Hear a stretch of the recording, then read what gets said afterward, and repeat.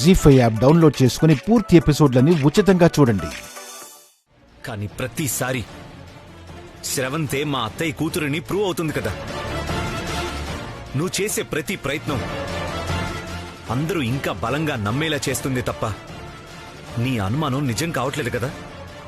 అయినా ఇంకా ఎందుకు ప్రయత్నాలు చెప్పు. ఒకవేళ ఇప్పుడు నా బదులు శ్రవంతే వచ్చి నువ్వు పెట్టి వెతకడం చూస్తుంటే ఎంత ఇబ్బందిగా ఉండే చెప్పు. నీ మనసులో ఏ దురుద్దేశమూ లేకపోవచ్చు, కానీ నువ్వు చేస్తున్నది మాత్రం కరెక్ట్ కాదు. నేను వేరే ఉద్దేశంతో అనడం లేదు వైదేహి. నిన్నెవరైనా నేను తట్టుకోలేను.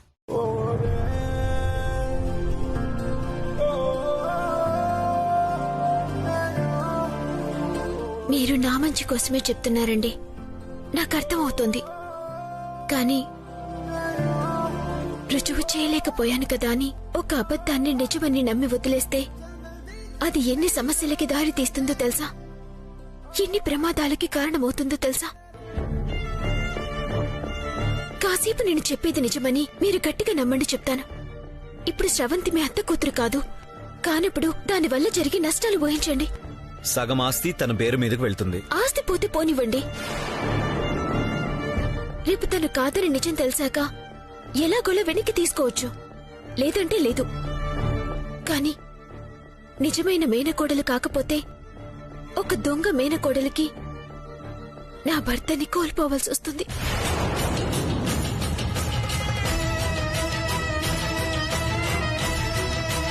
నా బాధ ఇప్పుడు మీకు అర్థమవుతుందా?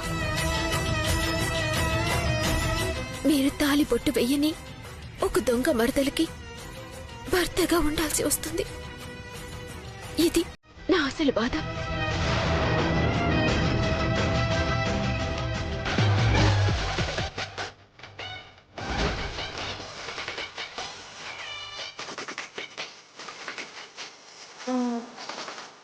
బావా, నా కోసమే వచ్చారా?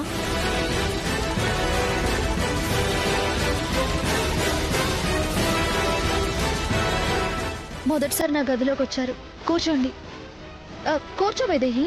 బావగారు కూర్చోండి.